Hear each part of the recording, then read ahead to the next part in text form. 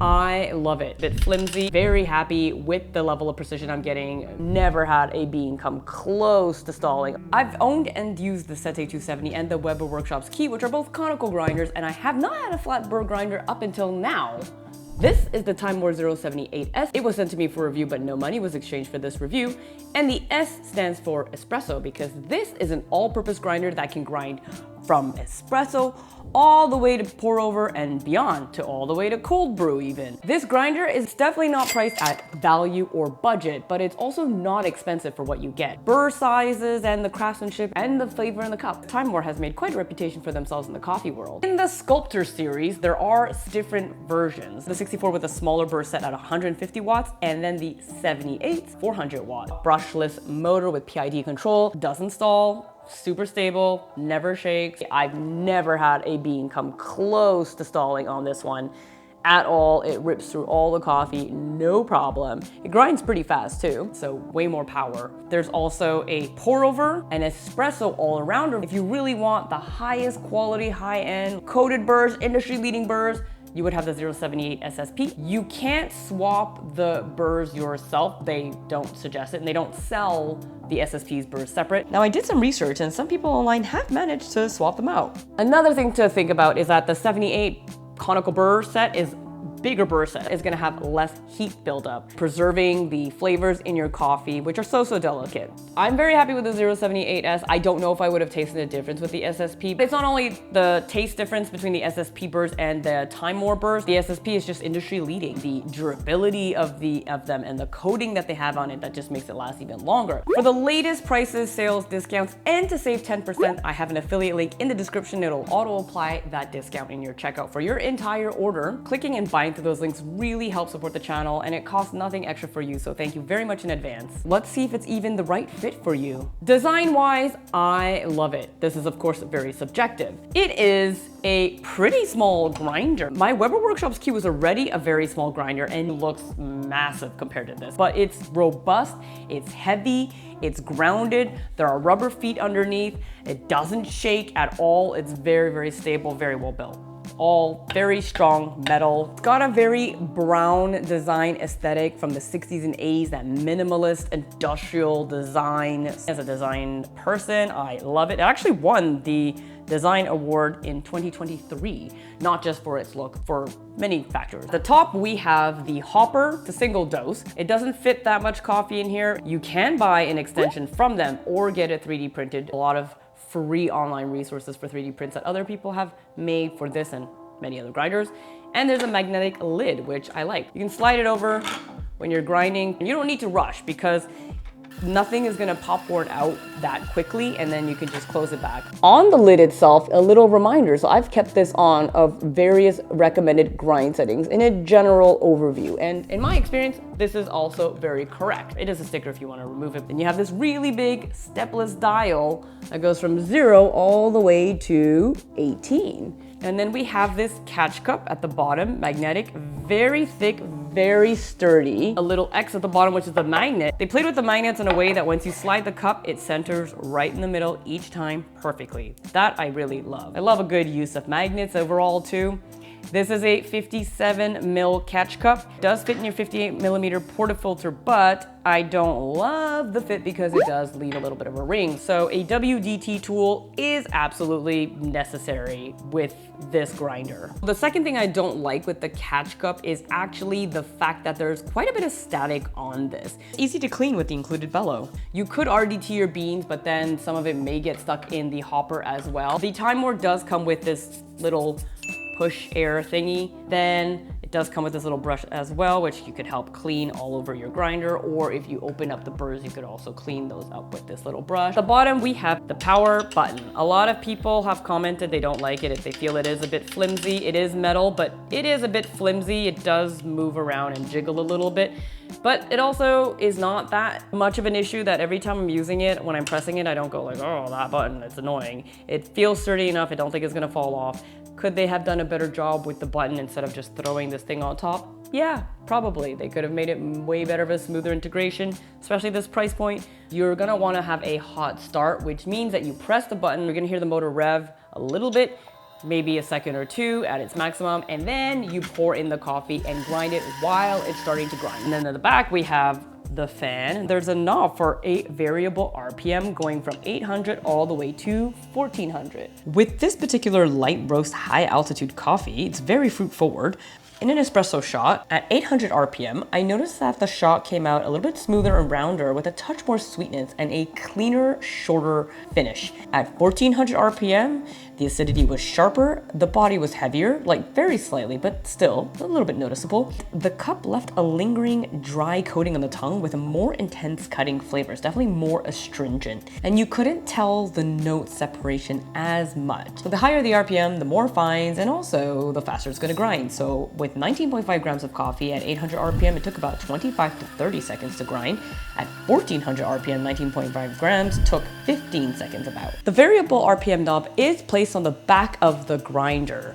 It's a little bit of a downside if you're somebody that wants to play with RPM a lot, unless your grinder is placed somewhere where you can have easy access to the variable RPM knob and you can see the numbers easily. It could be a deal breaker. I've left it generally in the 800 to 900. And if you're enjoying this review and it's helping, please do like and subscribe. It goes a long way. I've got a lot more coffee content coming your way. And you can also follow me on Instagram at Gadgets, Gear, and Coffee to catch up on any behind the scenes. We have this big stepless dial with really clear numbers that I very much like in order for you to see your grind settings. Big numbers, and then there's 10 little numbers in between each numbers. It's very easy to adjust and to go from one type of coffee to the next. So you can go easily from espresso to pour over. I did make cold brew a few times and pour over, and also espresso with this. Make sure you do purge in between the settings, especially when you're going from coarser to finer. There is a negative. There's this little red line here.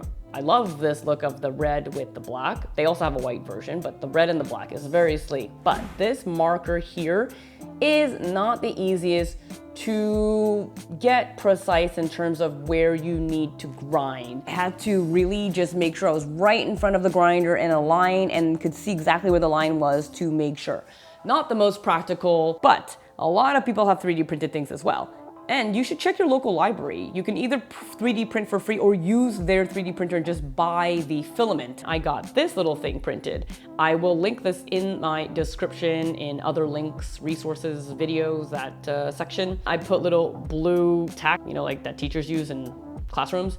Put a little red piece of tape at the end. I like that look. It fits right in this little slit right here. Perfect, way more precise, without having to like adjust where I'm looking to figure out what number it's pointing at. People that have 3D printed even more precise granular grind settings, but I couldn't understand how to use that. And this was enough for me. I could even go halfway easily. Instead of just going from 0.1 to 0.2, I can easily do 0.15 with this because of this little arrow that's right against the dial where the numbers are. Surprised they haven't included any type of aftermarket piece for this or have thrown it into new production. That's probably why, because when you're making big changes in your coffee grind setting, you are likely to do a big rotation and hit it. I have found that these zone settings that they have suggested is pretty on the mark.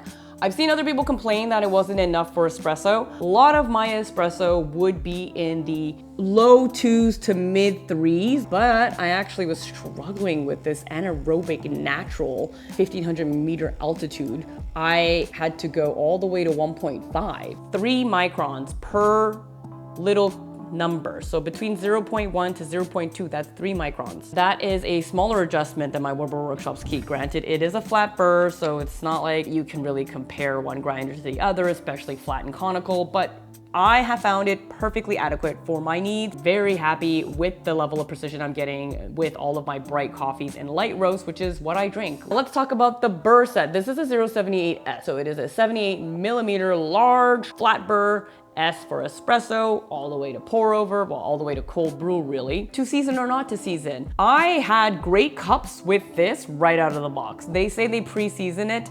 They didn't give me more details than that when I asked. There's debate about how much coffee to put through this. Some people said like, I think 7 kilograms. Other people say 4 kilograms. I was happy with the cups right from the start. And it was my first flat burr too. Flat burr is being more difficult than conical because it's just got more uniformity, but that means that there's like less fines that are filling in the spaces, so you just have to be even better with your dialing, and like there's a little less room for error, but your mileage may vary. Chime in the comments and let me know what your experience has been. It is not easy to disassemble. I have seen other grinders that have this shape and format and size and made it very easy to disassemble. I also don't think that you necessarily need to disassemble and clean this up that often anyway. I've had this for about 4 to 6 months now. So literally the following week after filming this review, I did end up opening it up enough to clean the burrs because I heard a sound that was a bit odd. My coffee grounds were coming out a little bit weird, and it ends up there were big chunks of coffee that got stuck, and I think it's when I went from cold brew to espresso, and maybe I didn't fully clear it. But it's also not that bad, and it's something that you would do maybe 1 to twice a year. All in all, it took me about 20 minutes to open, clean, put back together, and it was my first time, and I was also filming, so I could easily have done it in 10 minutes. Is there easier? Yeah, but is it that difficult? No. I brewed espresso, pour over, and cold brew with my Sculptor 078s. I really enjoyed the clarity and the note separations and the brightness and juiciness that would come out of my light roast coffee. I like naturals. It just brought out so much more detail and complexity from my Weber Workshop's key, which is already a conical with a lot of clarity compared to my Sete 270. Sete 270 was definitely more body. Couldn't really taste that much of the flavor separation and notes as much. Then we went to the Weber Workshop's key, and I still had a little bit of body, and I did have a lot more clarity, big jump. And then from the Weber Workshop's key to the Sculptor 078s, another big jump, a little bit less body, but it's not like thin, but definitely less body and a lot of clarity. And there was way more nuances that I could taste in the coffee, both as flat whites, and also I did drink them straight, and it's still a struggle for me, but I did it for the testing purposes of the video. And then I had the pour over. I went to grind size 13.5. On their lid, they say 12 to 16. So I was a little bit on the low end of their range, 13.5, and it was a peachy flavor, co-fermented anaerobic natural. Every flavor note that they described on the bag of coffee, I could actually taste for once. So it's really interesting because I always just thought my palate was not necessarily that developed compared to coffee pros, and probably it's not. Also, sometimes it's maybe the grinder because a flat burr will bring out those note separations. If you're into medium dark roast and like the chocolatey hazel nutty, I don't know if you would really enjoy this as much. You know what? Everyone has their own preferences. You let me know what you think and what you like drinking with conicals or flat burrs and the coffees that you drink. And I also did have this as a cold brew with my La Fica. I will link this as well in the description. There's a discount code. I did a full review. It has a dual superfine mesh filter, like the finest mesh of the land on the market for cold brew devices. On top of it, I'm using a flat burr.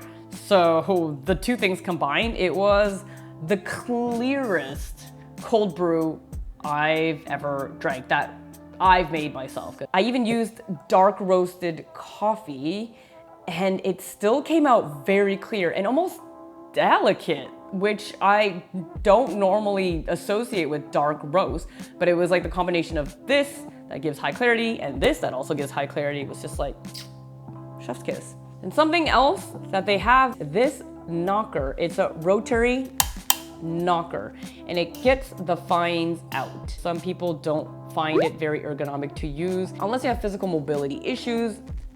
I didn't find this to be an issue. One person I read said that they had to knock it 7 times on average each time, and yeah, that got really annoying to turn. I knock it 2 to 3 times. The first knock to the second knock, that's when I get the most coffee out, and then from the second to third, there's about a 0.1 gram. So the retention on this is 0.1 grams or less. Different people have different opinions about the knocker, about how it should be used or how they do use it. For espresso, I knock everything right into the cup because I don't mind having those little bit of fines, and there's a little bit of static, especially on the smaller grind settings that will you know, hang around the bottom here, and I want that to go into my catch cup. Whatever I knock into my cup is going to be like easily in that 3 knocks, like 0.5 grams. So if I don't knock it into the cup, I'm gonna be way off anyway with my dose. If you're somebody that wants a cleaner, even more clear cup, you could just purge the fines with the knocker separately and not include it in your dose, and then you would just need to dose more or grind more so that you can make sure that you hit the right amount that you need, because I typically find that when I knock it, that's when I have the zero retention. I found the level of fines that were in there was perfect, and maybe that's why it helped to dial in my coffee and make really good cups right off the bat. For pour over, I did knock it separately because I didn't want those fines in my cup, so I just made sure that I had the dose right, and I took my ground coffee out, and then I did knock it and purge that in my compost, because you don't want a muddy bed for pour over. For cold brew, I knock the fines into here, but I'm also grinding so coarse, but also because I was using super fine mesh, there's not that much clearance between the knocker and the catch cup. Larger grounds though, like when I was doing cold brew, that when I would remove the cup, it would make more of a mess just because the coffee that was around here would sometimes stick up a bit. And so it did get a little bit messy, but not overly messy, like on a daily basis. The main weak point for espresso workflow with the TimeMore Sculptor series is the catch cup. So I first tried a 3D printed portafilter base I found online, cut a step out, grind directly into the portafilter.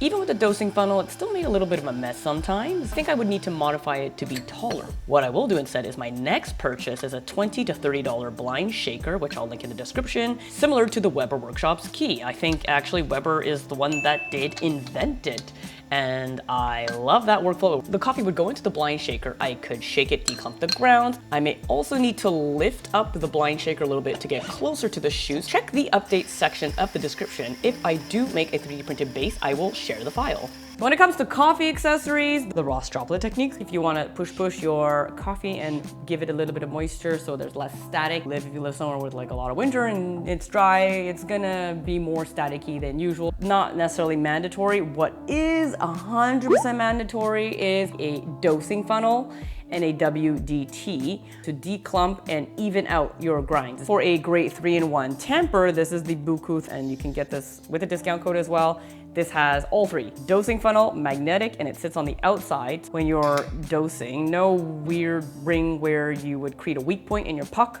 Then you have an impact tamper, and in the handle, boo, you have a WDT as well. So that's a really good 3-in-1 and compact, and takes up very little space, and also it looks great next to the black. It looks like a set. I hope this helped you. If you are interested about my favorite coffee scale, you could check that review right here. And if not, this one may be of interest to you, and I will see you in the next one. Bye.